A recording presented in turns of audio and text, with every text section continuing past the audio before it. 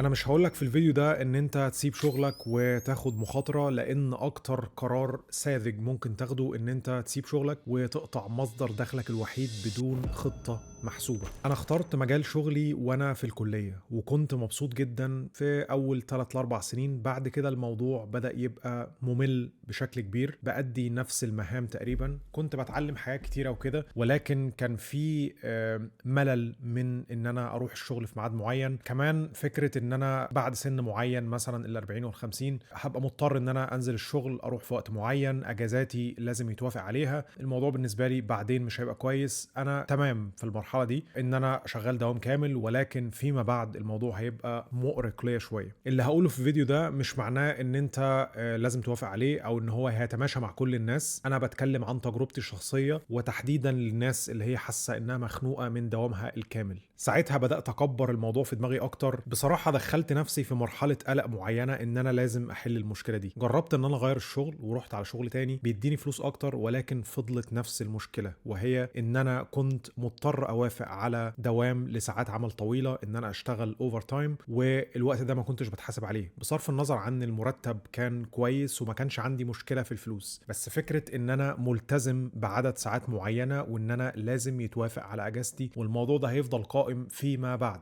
فساعتها بدأت افكر ايه الحل. طبعا انا وقتها كنت فاهم زي كل الناس على حسب اللي اتربينا عليه ان هو ده المسار الطبيعي بتاع اي حد ما اتولدش لقى والده عنده بيزنس او حد اداله مبلغ معين فتح بيه مشروع. كنت فاهم ان هي دي حياتنا وهو ده المسار بتاع كل الاشخاص، وان مفيش اختيارات تانية. فكرة ان انا ملتزم بمصدر دخل واحد، ومصدر الدخل ده لو اتقطع يبقى انا مش هلاقي اكل، كانت تعباني. طبعا ما كنتش عارف اسيب شغلي لان انا ملتزم بمصاريف معينة وفي مستوى معيشي معين انا متعود عليه. انا ما عنديش استعداد ان انا اقبل باقل منه. المشكلة الكبيرة ان انت لما بتتكلم مع ناس ماشيين في نفس المسار بتاعك بيأكدوا فكرة ان انت لازم تمشي في المسار ده، فبيأكدوا لك ان انت ما عندكش اي اختيار تاني. نقطة التحول كانت في 2019. عارف لما يبقى عندك مشكلة تعباك، سواء كانت جسدية او حاجة نفسية، وبتبدأ تدور وتتفرج على ناس مروا بنفس المشكلة دي، وممكن تكون الناس مرت بمشاكل معينة زي مثلا موضوع القلق او موضوع قلة الانتاجية او ايا كان، وده السبب اللي خلاهم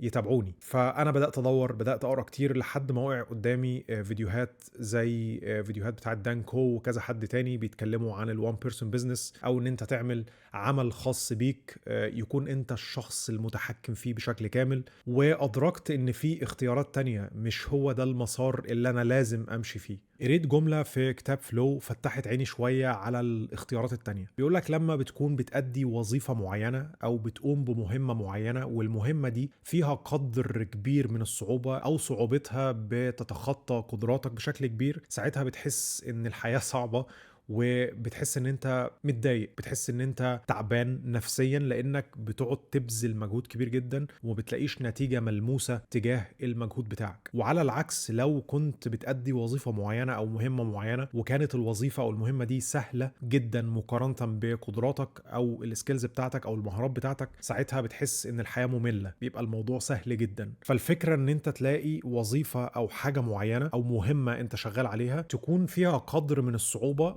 ولكن ما تكونش صعبة زيادة عن اللزوم، يكون فيها تحدي مقبول، بحيث ان انت بتحط مجهود وبتلاقي نتيجة ملموسة تجاه المجهود ده. فلما جيت فكرت لقيت ان انا شغال الوظيفة بتاعت السوفت وير ديفلوبمنت في شركة لمدة طويلة، والشغل كان بيتكرر بقدر كبير لدرجة انه اصبح ممل. في نفس الوقت بدأت أرجع بالزمن لحاجات أنا دخلت فيها فيما قبل، ومشيت في مسارات حد تاني مشي فيها، لأن أنا خدت بكلام حد تاني، وكانت الأشخاص دي مختلفة عني في القدرات العقلية والقدرات الجسدية، فما وصلتش لحاجة ملموسة في الحاجة اللي أنا حاولت أسعى فيها، وما حققتش فيها إنجاز بنفس القدر من الإنجاز اللي حققوه، فبالتالي حسيت بخيبة أمل وحسيت بإخفاق. ساعتها بدأت أفكر وقلت طيب خليني أدخل في تحدي جديد.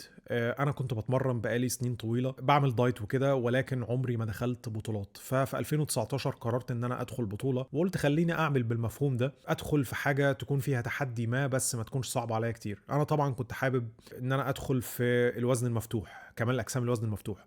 طبعا منطقيا الموضوع ما كانش ينفع معايا لان انا طويل، طولي فوق ال 190، ففكره ان انا اعلق مركز في الوزن المفتوح كان هيبقى الموضوع صعب، او ان انا ادخل في الفئه بتاعه كمال الاجسام بشكل عام هيبقى الموضوع صعب. فدخلت في فئه اللي هي المينز فيزيك. المينز فيزيك فوق ال 190، واخترت طول معين اللي هو الطول طبعا المناسب معايا يعني، فحققت مركز سادس. المرحله بتاعه تحضير البطوله من الدايت والتمرين كان فيها قدر كبير من الصعوبه، خصوصا ان انا كنت اول مره اعمل دايت قاسي بالشكل ده، ولكن ادائي للحاجات اليوميه من دايت وتمرين كانت بتحسسني بقدر من الانجاز والسعاده، وكنت بحس بتغيير لان شكل جسمي كان بيتغير. فادركت ساعتها، قلت المشكله مش في الوظيفه بحد ذاتها.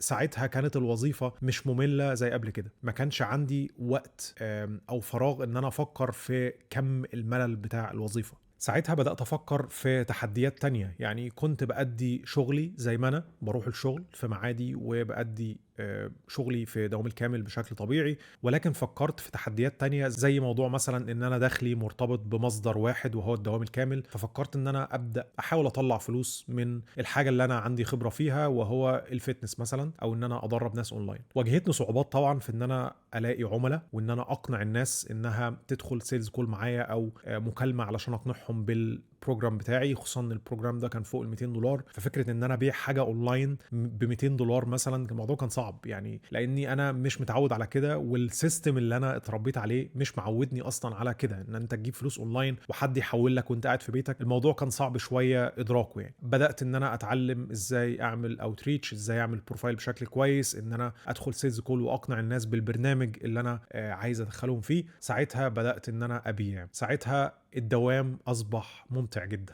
ساعتها بدات احس بنوع من المتعه في الحاجه اللي انا بعملها ما بعد الدوام. كنت دايما بتطلع للوقت اللي انا هروح فيه علشان اشتغل على السايد هاسل بتاعتي او الحاجه اللي انا بشتغل عليها، وفي نفس الوقت الدوام ما بقاش زي الاول، الدوام ما بقاش متعب نفسيا زي الاول. المشكله الحقيقيه كانت في ان انا اولا كنت بادي وظيفه بشكل روتيني، ما فيش تحديات يوميه او حاجه بتطلع اليها ان انا احققها يوميا. دي الحاجه الاولانيه. الحاجه الثانيه ان انا لو قررت ان انا اسيب الدوام الكامل فانا هبقى قطعت مصدر دخلي الوحيد وهي الوظيفه، فهعمل ايه؟ فالموضوع ده كان مسبب لي الم نفسي كل يوم كنت بروح فيه الدوام. الحقيقه ان احساسك بان انت عندك اختيارات تانية بتخليك ان انت ما تجيش على نفسك، بتخليك ان انت ما تضطرش تقبل حاجات انت مش مقتنع بيها. في كتير من الاحيان بنقبل حاجات احنا مش مقتنعين بيها ومش عايزين نعملها علشان خايفين نخسر وظيفتنا. بنضطر نقول اوكي على الشغل اللي هو اوفر تايم وعارفين ان احنا مش هناخد مقابل ليه. بنضطر ان احنا نقبل بوظائف احنا اصلا كارهينها علشان هو ده مصدر الدخل الوحيد. ففي حالة تعدد مصادر دخلك وفي حالة ان انت عندك اختيار تاني بيبقى عندك الجرأة من جواك ان انت تقول لا. فدي الحاجة الاولانية. الحاجة التانية ان انت بتبقى مرتاح نفسيا وبتبقى بتعمل الشغلانتين وانت رايق البال.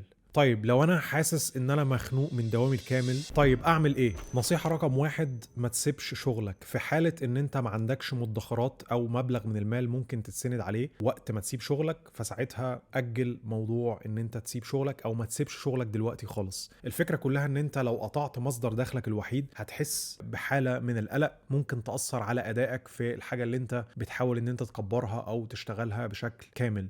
ومش كل الناس بتقدر انها تتعامل مع الكم من القلق ده. المخاطرة كويسة، ولكن كويس برضو انها تبقى محسوبة بشكل ما. 90% من الناس مش هتقدر تتحمل القلق اللي ممكن تدخل فيه في حالة ان انت سبت وظيفتك وما عندكش اي مصدر دخل تاني. المشكلة الاساسية مش في دوامك الكامل، المشكلة قد تكون في الشغل اللي انت بتعمله يوميا ما فيهوش قدر من التحدي، او انت ما وصلتش للمرحلة اللي انت فيها بتحس ان انت مستمتع بشغلك علشان الشغل اللي بتعمله في تحدي شوية، مش تحدي كبير، وفي نفس الوقت مش سهل برضه. فانت محتاج توصل زي ما بيقولوا للسويت سبوت دي، او المنطقة اللي بيبقى فيها تحدي بشكل مقنع، والوقت والمجهود اللي بتحطه في اداء الوظيفة دي بتلاقي قدامه مقابل. المشكلة الكبيرة ان انت عندك مصدر دخل واحد، وفي حالة قرارك ان انت تسيب وظيفتك اللي هي الدوام الكامل ما بيبقاش عندك اي اختيارات تانية. المشكلة الأكبر إنك تتواكل وتفتكر إن ده المسار الطبيعي وإن أنت ما عندكش أي اختيارات تانية. في اختيارات تانية، وفي دايما حل لإحساس إن أنت معتمد على مصدر دخل واحد او حاجة واحدة. لازم تحط خطة للنجاح. الخطوة الأولانية هو إن أنت تحدد شيء معين أنت عايز تبدأ فيه أو كنت عايز تبدأ فيه بقالك فترة وعمال تأجله، والشيء ده فيه قدر من التحدي وفي نفس الوقت متماشي بشكل كبير مع قدراتك، بتستمتع وأنت بتعمله. فأنت ممكن تكون مثلا شخص عندك مهارات التواصل مع الناس، شخص اجتماعي وبتحب إن أنت تتعرف على ناس جديدة، فممكن إن أنت تقدم على وظيفة مثلا إن أنت تشتغل سيلز، والشغلانة دي ممكن تكسب منها كوميشن لما بتبيع حاجة تكون سعرها عالي شوية، فساعتها ممكن تحقق مبلغ كبير. ممكن تبدا تفكر في ان انت تعمل سوشيال ميديا ماركتنج ايجنسي، او ان انت تساعد الكرييتورز والشركات على انها تكبر على السوشيال ميديا بان انت تتعلم ازاي تعمل جرافيك ديزاين، تعمل اديتنج، تعمل اعلانات على وسائل التواصل الاجتماعي. انا شخصيا اخترت الوان بيرسون بزنس، او ان انا ابدا صناعه محتوى وان انا ابني العلامه التجاريه الخاصه بيا. كان عندي نوع من المتعه في ان انا اتكلم مع ناس ليها نفس الاهتمامات، فبدات ان انا اروج لخدمه الاستشارات في الحاجات اللي انا حققتها، زي مثلا موضوع الهجرة او تغيير المجال او حتى التغذية والتمرين، وبدأت ان انا اكسب فلوس من ان انا بعمل استشارات او ان انا ببيع وقتي. الموضوع ده كان مناسب جدا لان انا انطوائي، ما بحبش اتعامل مع الناس بشكل كبير طول الوقت، ولكن في نفس الوقت انا بحب اتكلم مع ناس ليها نفس الاهتمامات، ليها نفس التفكير، فكان الموضوع ده مناسب جدا. كمان انا بحب اعيد صياغة الحاجات اللي انا بتعلمها او اعمل سينثسايز او بعلم الناس الحاجات اللي انا اتعلمتها، فكانت صناعة المحتوى مناسبة جدا ليا، فبدأت ان انا اعمل وان بيرسون بزنس. فده كان تحدي بالنسبه لي مقبول، متناسب مع المهارات بتاعتي، فبدات ان انا امشي فيه وبدات ان انا اكسب منه فلوس. انا اخترت الوان بيرسون بزنس برضو لان هو اكتر بزنس مناسب حاليا مع التطور في الذكاء الاصطناعي، ان انت بتعمل وان بيرسون بزنس خاص بيك، حاجه بتفضل معاك لوقت طويل، بتبنيها طول الوقت، وفي نفس الوقت ممكن تبني عليها بزنس تانية، او ان انت تبدا تبيع منتجات علشان البراند بتاعك او عشان العلامه التجاريه بتاعتك. ده بزنس مناسب جدا ليا وشايفه مناسب لاكتر من 99% من الناس، لان مهما كانت خبراتك فانت ممكن تقدر تبيع من خلال ان انت تعمل البيزنس ده. الحقيقه بدايتي في صناعه المحتوى كانت صعبه، كنت بلاقي تحديات في ان انا كنت بتهته، كنت بعيد المشاهد اكثر من مره، كان في تحديات ولكن كانت تحديات سهل ان انا اتخطاها. في نفس الوقت الاونلاين بيزنس كان صعب ان انا اروج للناس ان هم يحجزوا استشارات معايا، ولكن بدات ان انا اتعلم كوبي رايتنج، بدات اتعلم ازاي اعمل اوتريتش، او ان انا اكلم الناس اقنعهم ان هم يحجزوا استشاره، بدات ان انا اعمل هوك كويس وادي فاليو في التكست، وفي نفس الوقت اعمل كول تو اكشن، او اقنع الناس في اخر اي فيديو بعمله على اي منصه ان هم ياخدوا اكشن او يعملوا حاجه ان هم يحجزوا معايا استشاره. فدي كلها كانت مهارات محتاج فقط ان انا اتعلمها. فبدات ان انا اعمل محتوى بشكل مستمر، ولقيت الموضوع بدأ يبقى سهل شوية، والاستشارات بدأت انها تبقى روتينية الى حد كبير، كنت بكرر بشكل ما الكلام اللي انا بقوله، فبدأت وقررت ان انا ادخل في تحدي جديد، وهو ان انا اساعد الناس تعمل اللي انا عملته من خلال كورس، وهو ده الكورس اللي احنا شغالين عليه وهيطلع ان شاء الله او هيتم نشره في شهر فبراير قريب، يعني كلها كام يوم. الكورس باختصار بيساعد اي حد عنده خبرة في حاجة معينة، اي حد مبتدئ لا يفقه شيء عن صناعة المحتوى وان هو يعمل فلوس اونلاين، ان هو يبيع الخبرة بتاعته، ان هو يقدر ان هو يجذب انتباه الناس، يديهم قيمة في المحتوى المجاني. الكورس بياخدك من الصفر بداية من وانت ما عندكش اي خبرة خالص في صناعة المحتوى لحد ما تقدر ان انت تدخل فلوس اونلاين. الويتنج ليست لسه مفتوحة، كل الناس اللي هتشترك في الويتنج ليست او قائمة الانتظار دي هياخدوا 50% خصم على الكورس. ممكن تسجل اسمك لو ما كنتش سجلت في الليست اللي موجودة تحت في الديسكريبشن. فالخطوة الاولى ان انت تدخل في حاجة تسبب لك نوع من عدم الراحة، ولكن في نفس الوقت مش بعيدة قوي عن مهاراتك. ولكن في حالة لو انت عجبتك حاجة معينة حابب تدخل فيها، حاسس ان في فجوة ما بين مهاراتك ووصولك للحاجة دي، فساعتها محتاج ان انت تبدأ تحط خطة ان انت تتعلم الحاجة دي عشان تقلل الفجوة دي. الخطوة التانية هي ان انت تحدد وقت ان انت تشتغل على السايد هاسل بتاعتك او الحاجة اللي انت بتحاول تعملها، وما ينفعش حد يجي على الحاجة دي نهائيا. الساعتين اللي هتحطهم يوميا يكونوا خط احمر، مفيش حد يقدر يجي عليهم، سواء كان مديرك في الشغل، صحابك، او شريك حياتك. حتى عندك ساعتين يوميا او ساعة يوميا او حسب ما تنظم وقتك، الحاجة دي ما فيهاش نقاش، لازم تحط حدود. الحدود كويسة في كل حاجة، في الشغل، في العلاقات، في اي حاجه عموما. ففي حاله لو انت كنت بتشتغل ساعات عمل طويله، فساعتها لازم تلاقي حل بان انت تتفاهم مع مديرك ان انت تحاول تدور على شغل تاني علشان توفر وقت للحاجه اللي انت هتشتغل عليها. الحاجه التانيه اللي هنصحك بيها، ما تقفلش دماغك على ان انت لازم تشتغل في حاجه انت اشتغلت فيها قبل كده او حاجه تكون مرتبطه بمجال دراستك. حاول ان انت تكون مرن شويه في موضوع ان انت تتطرق لمجالات تانية. على سبيل المثال انا سوفت وير ديفلوبر، ولكن كنت بحب الفتنس، بحب النيوتريشن، بحب موضوع الموديلنج حتى، وحتى الان بقبل حاجات خاصه بالموديلنج. فحاول ان انت ما تقفلش دماغك على مجال عملك او مجال دراستك. ممكن تبدا حاجه على جنب تشتغل عليها خاصه بهواياتك. لو كنت مثلا مهتم بالقرايه، ممكن تعمل قناه عن تلخيص الكتب، بتلخص كتب، بتقول مثلا حاجات او بتتكلم عن حاجات خاصه الاخبار اللي هي بتاعه العالم الخاصه بالتك لو انت اصلا كنت محاسب. فاللي عايز اقوله ان انت ما تحددش هويتك بناء على دراستك ومجال عملك، لان دراستك ومجال عملك بشكل كبير اتحددوا بناء على السيستم اللي احنا اتربينا عليه، وبناء على تعليمنا في المدارس، وبناء على تربيتنا كمان. الخطوه الرابعه، وممكن دي تكون تاكيد للخطوه الثانيه، وهي ان انت تتعلم ان انت تقول لا. لا في حاله لو المدير بتاعك طلب منك ان انت تسهر، في حاله لو الناس طلبوا منك ان انت تخرج وانت ما معكش فلوس او ما عندكش وقت. فتعلم تقول لا، علشان الحاجه دي هي اللي هتحدد مدى نجاحك من عدمه. وعلشان كده انا عملت فيديو كامل عن الموضوع ده، ممكن تتفرج عليه الفيديو اللي فات. فحاول ان انت ما تكونش زي ما بيقولوا people pleaser. الخطوه الخامسه، حاول تحوش. في ناس كتيره بيع ليك وهم بان العالم عموما داخل في حاله تضخم، وان الفلوس اللي انت هتحوشها ملهاش لازمه، والكلام ده كله ده كلام فيه جزء من الصح، ولكن ما ينفعش تاخده في المطلق. لان كل جنيه وكل درهم وكل دولار انت هتحوشه